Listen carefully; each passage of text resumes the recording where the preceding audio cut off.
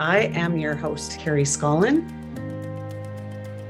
giving us different perspectives on where we are and where we want to go on our journey. Thanks for being here, and I look forward to spending some time with you. Hi, everyone. Welcome to the FoundHer Series. I'm your host, Carrie Scollin, and I have the privilege of interviewing all of these beautiful authors for the volume 2 of the Lighthouse Project. It's called Beautiful Chaos, Embracing the Unexpected. And today I have the amazingly talented Erin Gorrie with me. And we're going to dive in. Welcome, Erin. We're going to dive into your chapter and get some insight onto all the incredible nuggets that you provided in your chapter for all of us well, you just welcomed us in so beautifully. Anyways, welcome. I'll get you in here and then we'll Thank chat. you. Thank you. Sounds great. Oh, this is so exciting. Yes, it is exciting. Now you're coming from Huntsville, Ontario. Yes. I'm in Muskoka, so we have Beautiful. a lot of snow and lots of trees, and it's a Yes. winter wonderland here right now. Love it. Well, I love it, but I'm not in it. So, I mean, do Yeah. do you love it for the whole time, or do you ever, it's like, okay, it's time. It's time for spring. Let's go. Yeah, Yeah. I love it for the whole time, but I also love to see things change and Yeah. evolve and move. So yeah. But Love. I've embraced winter. Yeah. This journey I've been on, that's one of the things I found myself all of a sudden in love with winter, which is very bizarre. When you know me, you don't think everybody goes, oh, no. What has happened to you? Yeah. I hated winter before. Yeah. Oh, well, it's incredible how we can change our perspective on things. Right? Yeah, Yeah. you start looking at it a little bit differently. So, Erin, you came in to the Lighthouse Project, but I don't even know how you came in. Like, you must have been so nervous and Oh, excited, but it yeah. was time. There was an opportunity that was presented to you, and you said yes. I would Yes. love to know where you were at in that moment of Yeah. really putting your hat in the ring. Is that what they call it? Like, I Yeah. want to be a part of this. I want to be a part of this. I And then we'll think go into your chapter. Yeah, Yeah. okay. So I mean, it organically happens. Hmm. As you know, my cousin wrote in the first volume with you, Hmm. and through her journey, she was posting and I was commenting, and I thought, well, this is so beautiful, and I know her story very well and Hmm. very exciting. And she said, "You should do this." And I was like, what? No. I'm like, Teresa, I'm not a writer. You Yeah. know who I am. And she said, no, you don't have to be. They help you, and there's editors that help. And Hmm. but she said, you have a story and it's beautiful and you should share it. Hmm. And so she planted the seed. Yeah. Perfect. And I went on with my life. Hmm. And this is where I find things so interesting because Yeah. I was literally vacuuming. And this thought popped into my head, which I do think it might have been my sister's Yeah. sort of doing, Love who that. has passed. But Hmm. I, it just came in my mind. I need to contact Teresa and ask about that book thing again. And so I did. And she gave me your information, and I emailed you. And the real serendipity of it all was that you said, I just scheduled the meeting for tomorrow night with Yeah. the authors, and one author is not able to do it. And I went, what? So it all just came, and Yes. it just felt right because in Mm. this journey that I've been on, I've spoke of things that I've been carrying for so many years, and I think now it was the right time to just release it finally and put it out to the world Yeah. and not live behind the fear of people finding out, or Right. people in my life that know of things. And just it just felt like the next step. Hmm. And the fear of that was huge. Yeah. But that's also part of this journey, was just So, stepping away from my fear and moving towards this freedom that it feels yes. like I'm in. Yeah. Well, So and I love that you talk about like the freedom and the the fear that gets you there. I know that once we take ownership of putting our story out there and it's not in the hands of anybody else, and then we're the ones that are, it's almost like getting in front of something because Yeah. nobody can hurt you when you No. do it, Yeah. you know? Absolutely.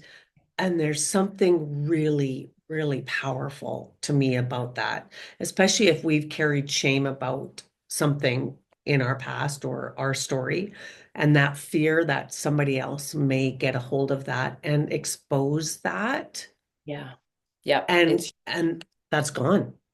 I I mean, know. it's gone. Like anybody can say whatever they want about you. You're like, hey, you think I haven't said that to myself already? Like, Yeah. nobody can Yeah. hurt us I when know. we're the ones who take back our control of maybe feeling not in control that entire time of our story and the shame and the stuff that's happened to us. But there's such a liberating sense when it's just like, I'm doing it.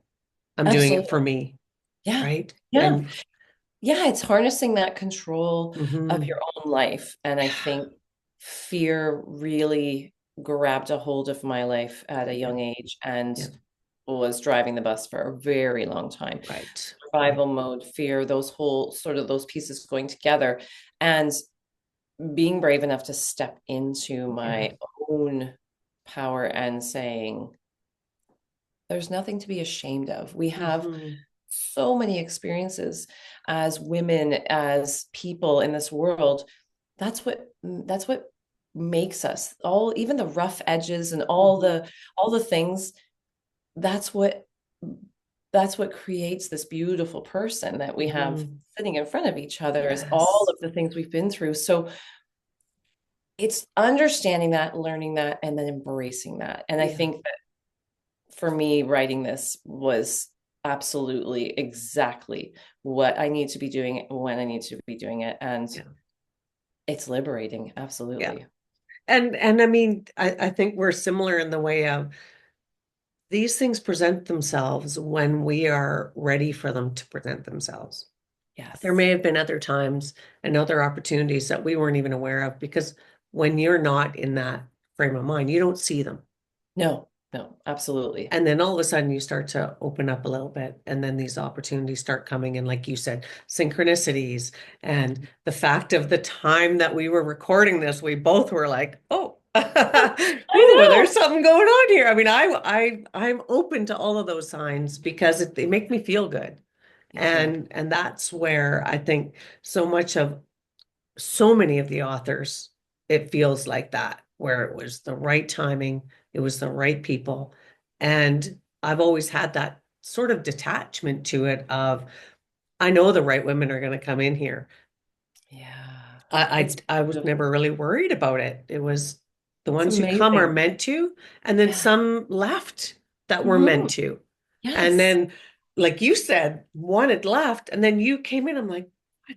And I'm like, of course, that's It's how it so worked. amazing. It is so amazing. And to be around the energy of all 13 of these women is Hmm. just so incredible, and hearing the stories. And I think that was something that was very powerful that happened when we each read our stories to Mm, each other, yeah, as we saw all of our faces prior to, and we know the who the authors are, but we really don't know what each other was writing about. And yeah. that gave me so much comfort to know my story is unique to me. Hmm.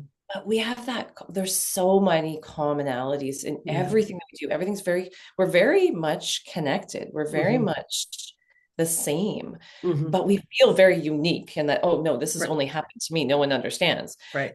So there was some comfort in hearing the rest of the women's stories. And I think Yeah, picking up this book and reading it, whether you flip through and find a chapter that resonates from the yeah, title and you start there, or you go from front to back, or yeah.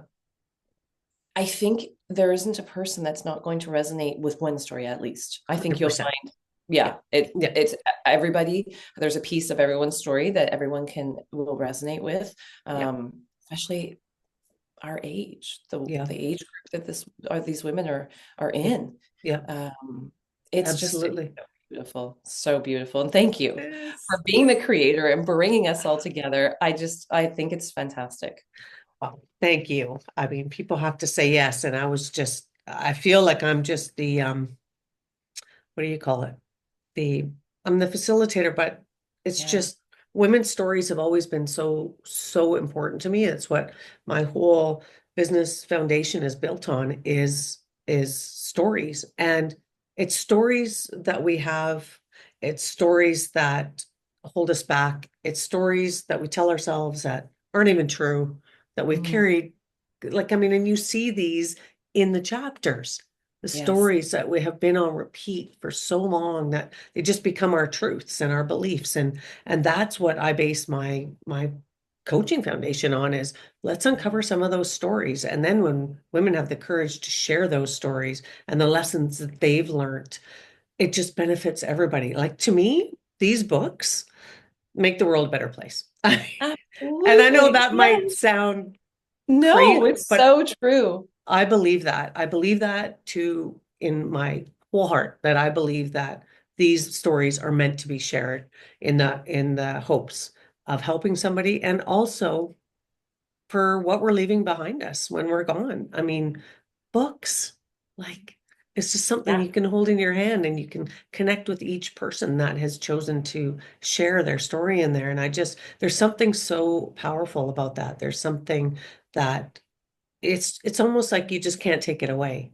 No, it's timeless. It Yeah. will Yeah. stand the test of time no Yes. matter what. Yes. Electronics and all these things can, Yeah. evolve and expand, but that is a tangible the written word, and it has Yeah. been around, Yeah. for thousands of years. So Yeah.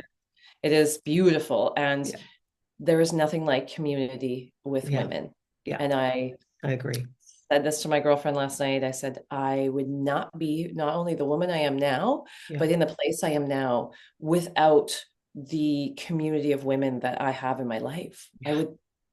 I will never trade them for a million Yeah. things in the world. It's the most important thing, I think, in my healing journey was that community. I don't know if I could have got where I am right now without them.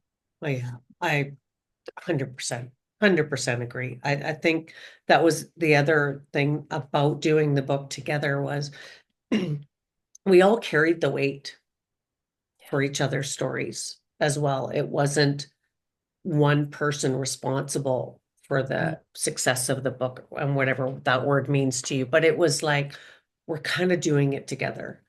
Yes. And I'm gonna pick up there and you're gonna pick up this, and it's just more of a we've all kind of joined hands and put something so beautiful out to the world, but it's done, like you said, in the community. And now, what started out as 17 is now 30.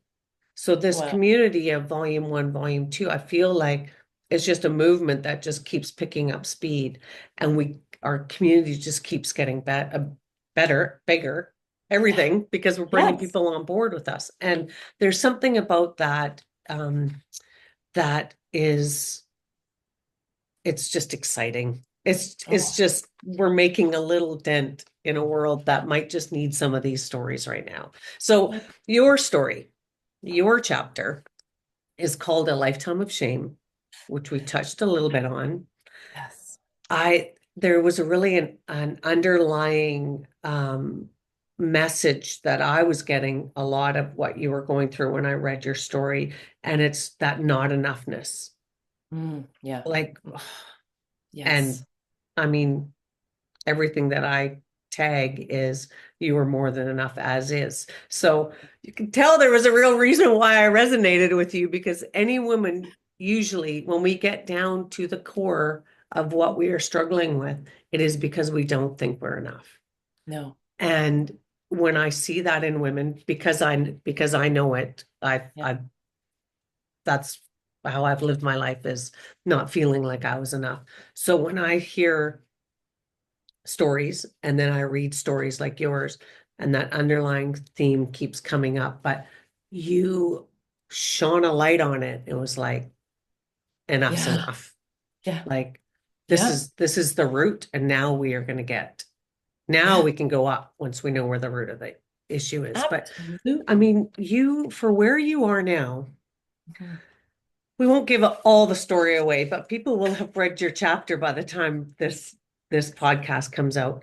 Oh But God. you can give, I'll let you do a little summary if you Okay. like of your Yeah. story, and then I'm Yeah. gonna jump in and ask you some questions of I know that one of the notes that I wrote down was that it felt like you were on the relentless pursuit of acceptance, Gosh, yes. right?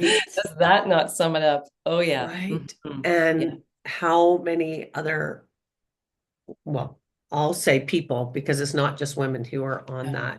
on Yeah. that track. Um, just jump in. Like, I Okay. mean, Yeah. you packed so much into this chapter. I was blown away. Yeah. So, Oh gosh. Yeah. yeah. Well, How do there's been we, a lot. yeah, yeah. And I'm glad you didn't leave any of it out. I mean, I know Oh, you've got a lot more, but oh I'm yeah. glad that you touched on what you touched on because it just brought everything, like it just, I think you needed all of those pieces, I right? did. I To bring did. it Mhm. to the end of your chapter.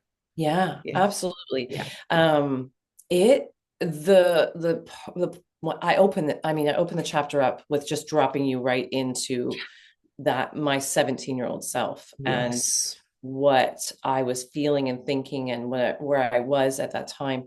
And that that night when my dad came into that bar and we locked eyes. My dad has blue eyes. I mean, I don't. He does. My sister got those. But I remember feeling him the shame and just the judgment in those blue eyes washed over me so hard that I was 17. That stayed with me for 30 years. Yeah. And I didn't know it. I knew we didn't talk about it. Him and I never had a conversation Yeah. about that night again. Yeah. Um, I left home and just kind of started my life. I was Hmm. like, well, here we go. I made this horrible mistake Right. and I have to pay for it. So I'm just going to carry on and start my life as a very young woman who didn't know anything about the world. Yeah. So it when I finally started on this journey that I'm on now, and that was leaving, well, I didn't consciously leave policing. It sort of just, everything just all came crumbling down. And I think I explained it kind of like Jenga. Yes. All these pieces Yeah. were being pulled out in my life. Yeah. And that final one, it wasn't even really that significant if I was a Mhm. healthy, very aware officer, Right. but I wasn't. Yeah. And it all came crashing down. And when I started some therapy and went to this retreat, this doctor whom I very much respect, she's huge into first responder PTSD. Hmm. And she said, I want you to think of your worst trauma. And she said, nine of us first responder women, only women. I want you to think of your first trauma and talk about it. And of course, the horror of all of us, right? We're like, Yeah. Yeah. yeah, okay, whatever. Oh. Um, but one by one, women were revealing things that we are sobbing in this Hmm. circle, and Hmm. we'd never met each other before. And I'm going through the Rolodex in my head because Yeah. the first thing that pops up, of course, is the story with my dad. And I was like, oh, I don't think so. And I'm thinking of all my police stories. And Yeah. during the break, I had said, what kind of story are you looking for? And one of the mentors said, you have something, don't you? And I was like, I do, but I don't think I want to talk about it. And he said to me these few words that have sat with me, if not now, when? Mm. And I went, if not here, where? And I was like, oh God, okay. And Yeah. I Yeah. remember it came to me, it was time for me to speak, and I Wow. just said it. I put it out there, and it was that doctor's response, bless her heart, when she said, Erin, you've been identifying as a 17-year-old girl your whole life. Hmm. And I'm like, yeah. Yeah. Like I didn't know it was something that wasn't normal. Right. And Yeah. so when she said, no, this is Yeah. nothing to be ashamed of. Like, you Yes. did something at 17. We do dumb things at 17, or we do Mm. things at 17 that maybe we wouldn't do at 40 or 50, but who cares? Yeah. I was like, Huh. huh. So that was the first time and to watch nine of my peers and a doctor Yeah. not judge me Right. was like, Yeah. And you've been oh, judging yourself for so long. so long, just carrying her Yeah. right here in my pocket Yeah. and identifying and then living in this fear because it was a very big story in my Right. town. Oh yeah, I had Yeah. 5,000 people in the town I grew up in. So Yes. when I left, it was a big deal. Yeah. So I knew people knew. And so Mm. I would move through the world. When I moved back, I was living in Los Angeles. I felt very free there because no one knew Right. me. There Yeah. was nobody that story was not coming out. Yeah. When I got back here and I started to, things my life took me in very many different directions before landing back in policing. I knew people knew, and it was like I looked over my shoulder every day. Yeah. Who's going to bring this to the forefront? And that fear, Mm. like the thought of now when I look back, I feel very sad for myself Yeah. because Yeah. it brought me and kept me in this survival mode Hmm. for so long that Hmm.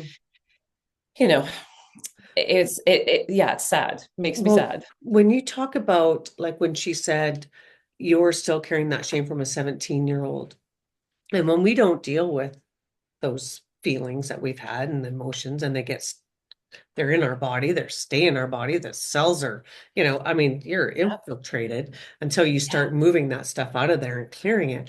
But you actually have to also think of the decisions you were making from that whole entire time, even up till, in your 40s, yeah. was that of a 17-year-old mentality Mhm. of how you felt about yourself.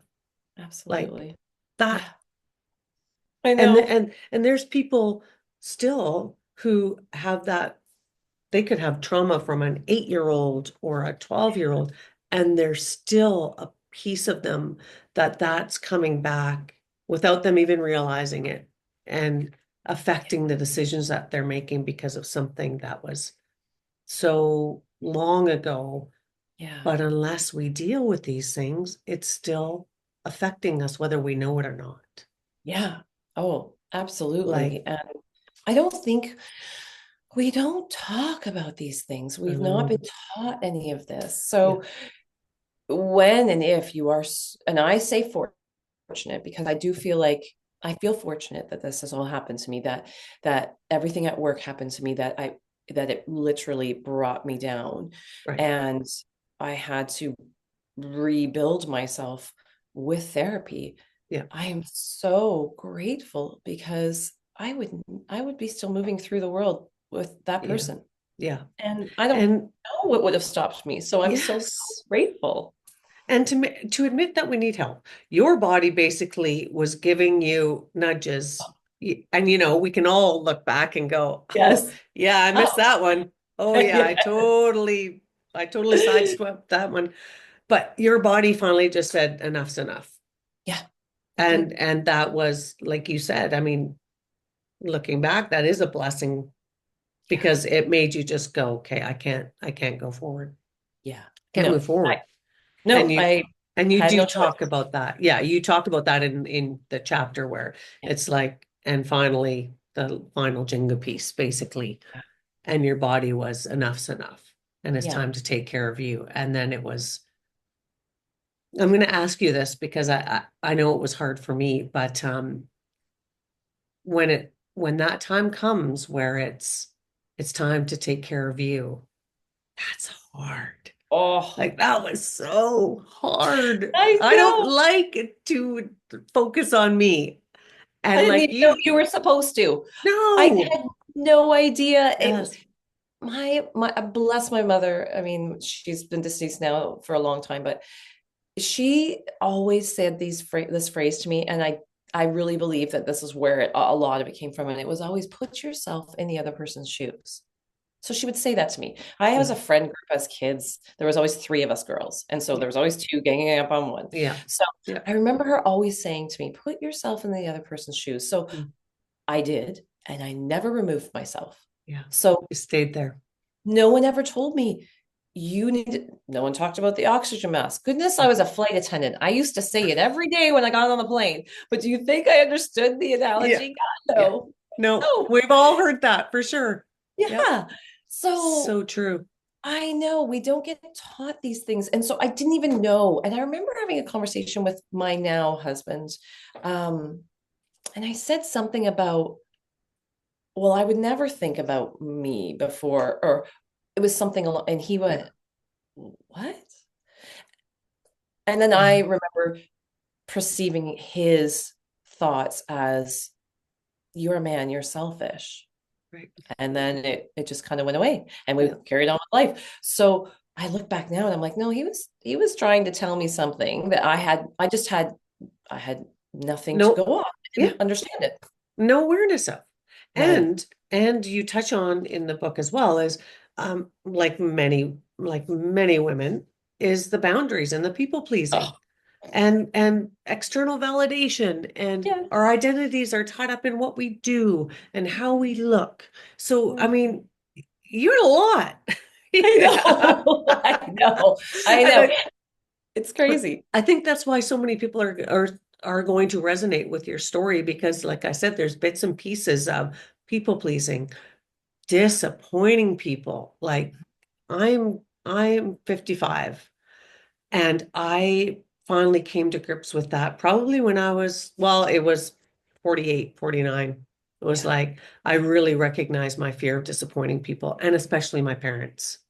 And Hmm. I adore my parents. I love my parents like nobody's business. But Oh, I always had that fear. I still have that fear. It's less now because I talk to them about it. I'm like, do you yeah. realize how long and they're like, why? Like they never put that on me. So No. much of what we put or what we have is, yes, they've been placed there by different circumstances and things, but a lot of that is our own making, Oh, our own absolutely. pressure that Yep. like Yep. I've never, my parents, I don't even think they've ever said or I've ever felt like I've disappointed them. But for me, I was Yeah. like, I can't do that. There was parts of that though that I think probably helped me make better choices. So Right. Yes. not all bad. There is some benefits to it. There, Absolutely. But right. Just like in oh yeah. everything, but the people pleasing like you talked about and I really the external validation and the, all seeking approval. And Yeah. that goes back even before you were 17. So I know Oh, your story, I mean, this is this is us, right? This is all of us have mhm. come from somewhere that Yeah. little things have happened along the way. Nobody gets out of here without some sort of trauma, whether we No. admit that or not, or some are Yep. smaller and some are bigger, and there's no comparison. But you had a lifetime of it, especially, your mom being diagnosed with MS at a really young age. Yeah. You moved around a lot. I mean, you had a lot going on. Yeah. And Yeah. and so Yeah. you had to navigate a lot of stuff At a young age, it at a started, young age. Yeah. when And she I was think, diagnosed. yeah, when you look at back at some of those things, I don't know if it justifies it, but at least it helps you understand Oh yeah. why, right? Like sometimes we just need to understand it and then we Yeah. can move through it. Some Yeah. things we will never understand. Nope. That's a whole nother, Yeah. there's both. We could go, I mean, we could Yep. probably be on here for 6 hours and Yes, we talk could. about but I think but the point I'm trying to make is you did touch on a lot of those things. That one thing, this happened, which could have led to that, which led to that decision, which now turned Mm. around and you did this. Like, holy cow, if we go back and connect all the dots, you can Yeah. see why what Yeah. happened and what you were seeking and looking Yeah. for, because really we're all looking to belong, we're all looking to be accepted, and we all want to be loved. Absolutely. And Yes, When we're very you're connected. We're very similar. We all very, want the same things. exactly, we're so Yeah. similar. That's why you said, like, people might not resonate with everything that you went through. And of course they're not, but they're Yep. going to recognize the feeling underneath of it because that's Yeah. probably how they felt, maybe in a different scenario. Absolutely. I Right. think the biggest thing, one of the biggest aha moments for me moving through this journey was I placed a lot of blame in the beginning. I was very angry Hmm. externally. I hated my service. I was angry at my boss. I was Hmm. angry at the upper management at work. And I became very, very, yeah, angry, mad, disappointed, all of the things. Right. Yeah. Normal. Normal. Yeah, Yeah. I think they're normal reactions. Yeah. But I think where the aha moment and the beautiful part came in for me was when my therapist and I were working through a lot of that stuff, and I realized, oh my gosh, 90% of this is me. Mm. And Mm. and I have some of my coworkers that are like, Erin, no, they're, and I'm Yeah. like, let's just go with the Yeah. generalization, Yeah. 90%. Yeah. Let's just do that. Yeah. But because, and then there was this, oh my gosh, this weight was lifted off me because I thought I'm in control of 90%. That is beautiful because Totally. thinking it was the other way, you Hmm. feel very trapped because you're like, they Yes. have 90% of this power over me and I only Yes. have 10. No, no, no, no. But Yes. the reason why that shift was so dramatic was because I realized why 90% was me. The people pleasing, the no boundaries, the Yeah. yes girl, the being afraid to say no, all of those things Yeah. kept me so small Yeah. and so powerless. Hmm. And when that narrative got flipped and I realized it, I was again another moment of feeling like I was set free. Yeah. I'm in charge of me, Hmm. not anybody else. Yeah. But I have not lived my life like that. It's been the opposite. So this transformation is so incredible. And Yeah. that piece, if that piece could just be put out to the entire world and people could see that setting your boundaries and knowing your own worth Yes. and loving yourself and not externally looking for that validation. Yeah. I mean, it is the key to the kingdom in my It eyes. is. I Yeah. I agree. I Yeah. I just so agree with that. And it's probably the hardest thing for us to get. Yep, But it once you is. get that, it's everything is within your control Yeah. inside. How you Yeah. deal with everything. Like, no matter what's going on in this crazy world, Yeah. when you've got that inner, it's Yeah. it's like an inner I say power, but I don't like that word when it I comes to this know. because it's just such an inner peace. It's an inner knowing. Knowing is the word that I want. Yes. The inner That's a good word. knowing that whatever it is that comes my way, I trust myself to be able to handle it. Yes. And it's Yes. that place of, it's like calmness and peace, but it's powerful, but you just want everybody to have that. And do I have that every day? No, but I'm No. practicing to Yes. bring myself back to that all the time because there's so much that's out of our control. Oh, yeah. I So mean, much. the world moves and we're moving Yes. with it, but Yes. we can control how we react Yes. and it's so I heard that so much, but I just didn't it didn't resonate. Yeah. I couldn't grasp it Yeah. until I had that moment of seeing that I what I was doing to try to and becoming vulnerable enough to admit, Yeah. saying, I only wrote, and this is very silly and insignificant, really, but like I only wrote 40 tickets a day at being a traffic officer Yeah. because I just wanted to prove to everybody that I was a hard worker, that Yeah. I was smart, that I was worthy of the job, Yeah. that I was just like everybody else. So I Yeah. went above and beyond Yeah. to get recognized Yeah. because then I felt like, oh, yes, I'm good. Hmm. And when I Yes. finally, I could hear it in my voice inside my head. I knew all along. Yeah. But when I finally let my lips say it out loud, Hmm. and then realize why it was such a freeing moment. And then the vulnerability of, it feels yucky to admit some of the things that we say inside of ourselves, but Hmm. Hmm. when you can just take that leap of faith, what happens on the other side is so beautiful that, So true. yeah, once it starts Yes. unfolding, then you're okay. I got this. I can start telling you all my big bad secrets that I think about myself or somebody else. Yes, because those things don't hurt us like they used to. No. Yeah. I Yeah. think that's the biggest thing. It was just like, yeah, okay, all those hurtful things and those horrible things, we've said them all to ourselves. Yes. I mean, Yeah. if there's somebody that can hurt me, it's me.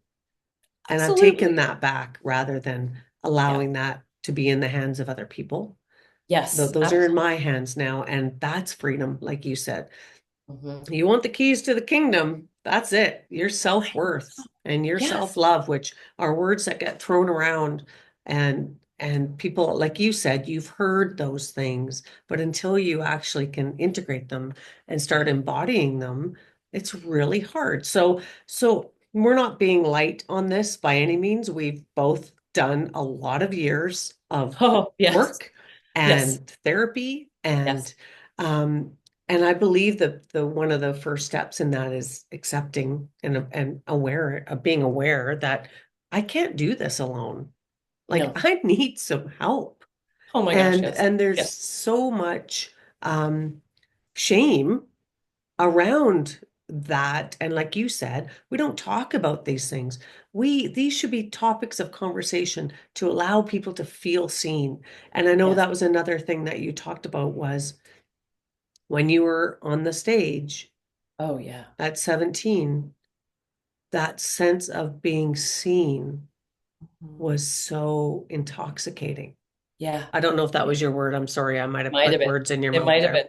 Yeah, no, Um, it's very true. No, it was. It was yeah. for the first time in that, because of the way things unfolded in my childhood and my Hmm. life, and Hmm. with my mom getting sick and the attention, rightfully so, being Yeah. placed on her. And when I got to that age and I'm in this place where all of a sudden everybody's looking at me, Hmm. that's what was fueling me at that time. I Right. felt worthy. I felt Hmm. seen. I felt Yeah. important. All of the Yeah. things I guess I was lacking. Yeah. Um, And and not, yeah, we just, find ways to fill it up. yeah, circumstances as they were with my family, because that Yeah. was one big thing. My therapist said something about my childhood really early on, and I was like, I had a perfect childhood. My Right. parents were married. My mom got sick Yeah. and she died young, but when I think of being young, even before she was diagnosed, I was like, we were like the Brady Bunch or the Hmm. Beaver, Leave It to Beaver. Like there was, Yeah. where my family was very cohesive, but it wasn't until I started to kind of become aware of how things happened and then how I took them and Right. what I did with them as Yeah. a small child. Right. That's when things I was like, oh, and then you start to realize you can have the best parents. Yeah. It's just the person that you are and how you receive some of the things that are happening in your life as a child. And Yeah. for Yeah. me, I needed attention and I didn't get it the Yeah. way I wanted it. So I went and Yeah. found it. Well, and that's the incredible um part about being a human is we will find it. Oh, yeah. Like, I Yeah. mean, good or bad, if Yep. there is something that we are lacking, Yes. our minds are pretty incredible to Yeah. search out what it is that we're seeking, and we will find it. I mean, we've all heard that saying, seek and you shall find. Yes. I mean, you better be careful what you're seeking. I know. That's, True. yeah. So, So, Erin, I'm gonna wrap this up, but I would love for you to have the last word on what this has meant to you to have your beautiful story put out into the world and what you did kind of sum it up there, but what you hope the reader takes yeah, away from it. I I feel incredibly grateful and blessed that this showed up at the right time in my life where Hmm. I was ready to receive it and then write about it and it being that final piece to freedom for me. Mm. Um, it's terrifying at the fact that now that I've put it out there a little bit that this book is coming out, people are coming out of the woodwork saying they're going to read it. And I was like, Yeah. oh, never thought about that. Yeah. Didn't think about you reading it. But Yeah. Yeah. yeah, I'm just opening it up. Yeah. This is me. This is my 50th year. I'm 50 this year. Love it. I'm so excited that this book is coming out, and I'm actually writing my own. So not only is this chapter coming, but then there's a full book of me all in my Amazing. 50th year. And I love it. so I'm just I'm so grateful to have met you, that I'm able to be a part of this, because it did bring me to now tell this whole story that I get to just sort of let it That's all hang out, for lack of better that's I love that. That is incredible. Thank you so much. And I want to make sure that everybody knows that we are doing the summit. So Oh, it's yes. Founder Summit in Qualicum on May 24th. Vancouver Island. And Erin, you're going to be joining us. So you're going to be joining us on the panel of Yes. the authors, as well as you're going to be, I've got some other things that I'm going to have you be doing during the Sounds summit. wonderful. So if you want to meet Erin in person, then Yes. come to the summit May 24th. I cannot wait to have all of you beautiful authors in one room. So many of you are able to join, which it's just going to be a fantastic day. And I just want to thank you for saying yes, for being vulnerable, showing your courage. And I think what you're doing, what you may not realize, is you're lighting the way for other people to step into their power and know that freedom is available. It's Mhm. scary, but it's there. And Yeah. I think you Yeah. did a beautiful job of that in your chapter. So Thank you. thank you. Thank you Thanks, so Carrie. much. And Oh, thank you, thank everyone, for listening. you. And we will be with you again with another author. But in the meantime, go enjoy your beautiful winter wonderland in Yes, I Muskoka. will. Yes. All right. Thank Absolutely. you. Thanks, Thank you, Carrie. everybody. Yep. Thanks, Erin. Bye.